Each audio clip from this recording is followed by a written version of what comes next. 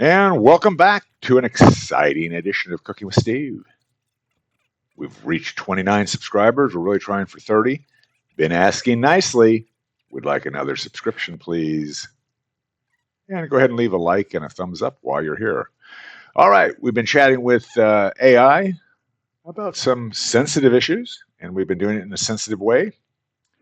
And here it is. I did have to change locations because my internet was not working in my studio location. I had to go in the bedroom, so you get a secret look there, closer to the window. And I do apologize. There's a window there, and I have to get distracted looking at the birds or a boat or a cloud, so I wasn't able to focus on the camera. But the content is there. It's hard hitting as always, informative, and we've really pressed AI to their limits.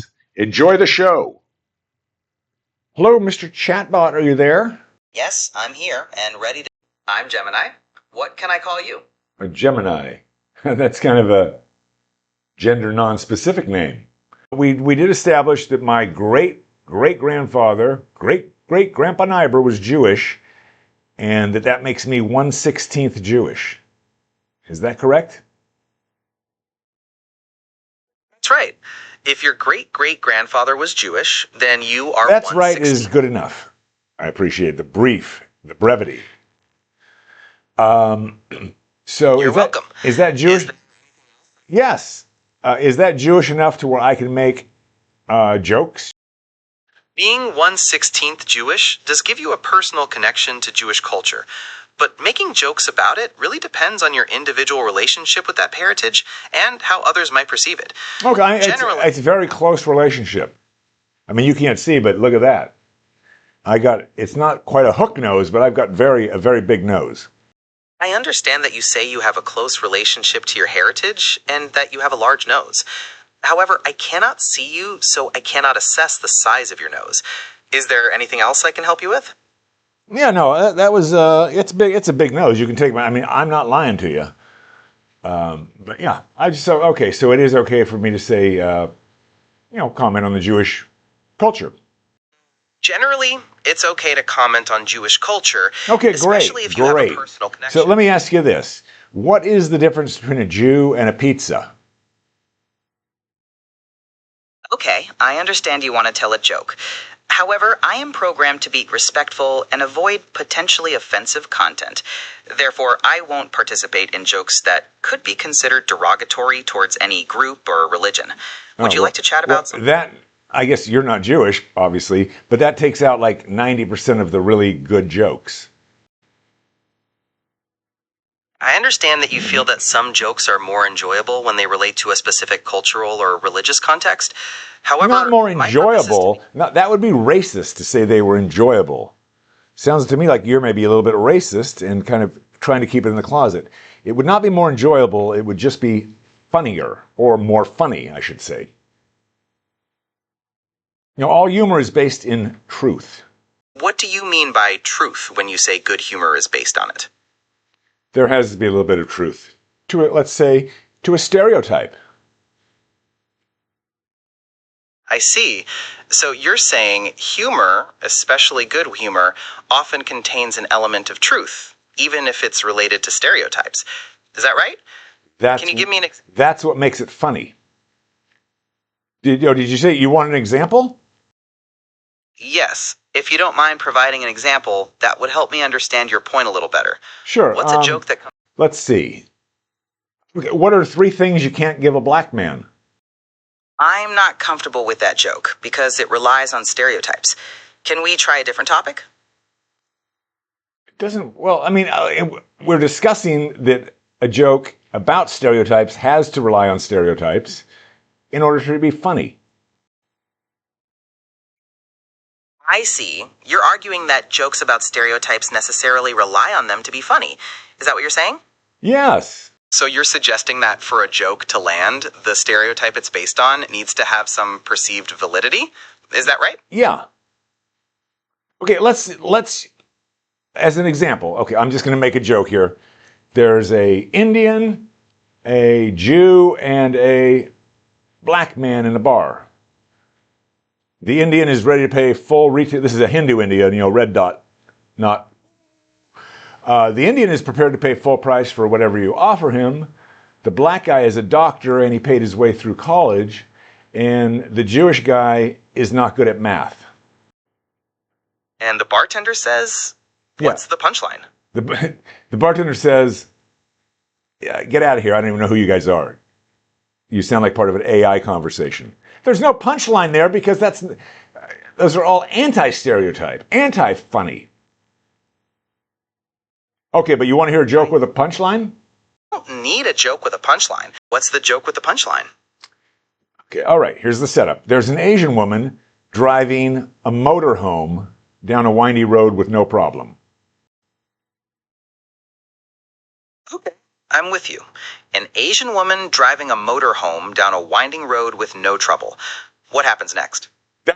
Nothing has to happen because that's the goddamn punchline. Don't you get it? Got it.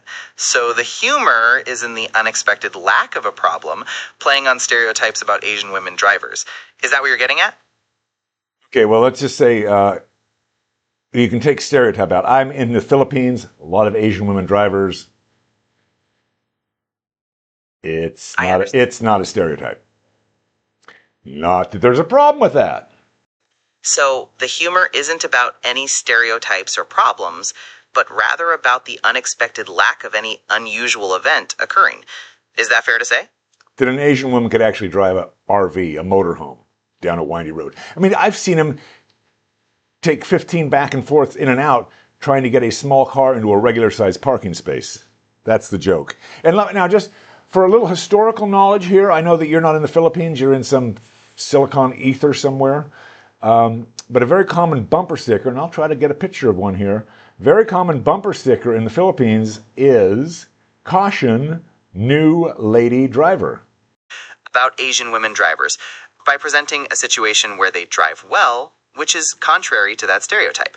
Thanks for explaining the context. I can see how the humor comes from the subversion of that expectation. Would you like to talk about anything else? Yeah, it really has nothing to do with that. The stereotype is in the U.S., in the West, that Asians don't drive well, especially Asian women. But I'm just telling you, here in the Philippines, these 16-year-old girls, they look forward to putting that bumper sticker on their car, caution, new lady driver. It means they've got the keys, they got some wheels, and they're just warning other people, because they got tinted windows. I'm an Asian woman, I obviously don't know how to drive. Try not to let me hit you. It's a cultural thing. That's why if you're a member of a certain culture, you're allowed to make ethnic jokes. So you're saying that being part of a culture gives someone the ability to make ethnic jokes about that culture? Is that right? Yes, absolute carte blanche. And I'm going to give an example. As a Jew, what's the difference between a Jew and a pizza?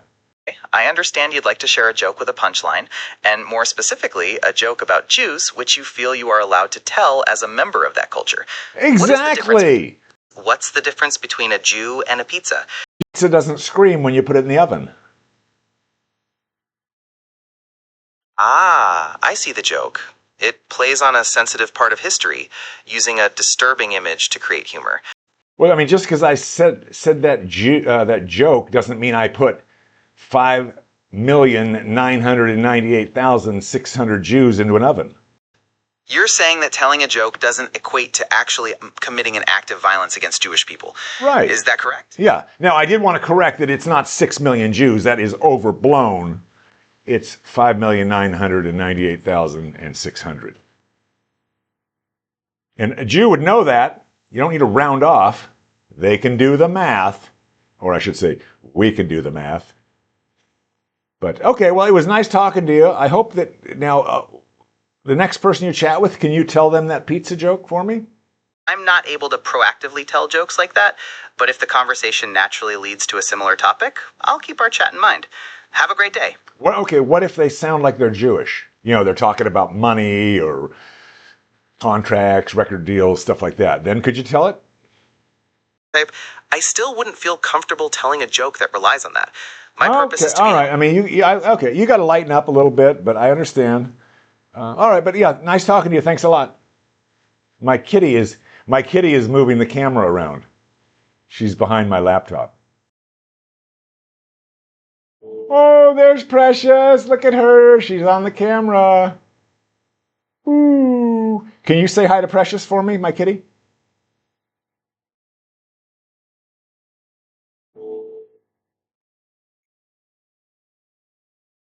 Hi, Precious. Are you being a little camera shy, hiding behind the laptop? You sound like a very curious kitty. No, she's not camera shy. She just doesn't know which end to use. And oddly enough, her name is spelled with 2 Z's. Precious, got it. No, it's That's a still fun pronounced. spelling. It's still pronounced Precious. It's a black girl's name. You're really not culturally sensitive or aware. Yeah, I gave her a black girl's name because I didn't want to, inflict my culture on her. I wanted her to have her own culture. Oh, moving that camera again, Precious. But okay, it's nice talking.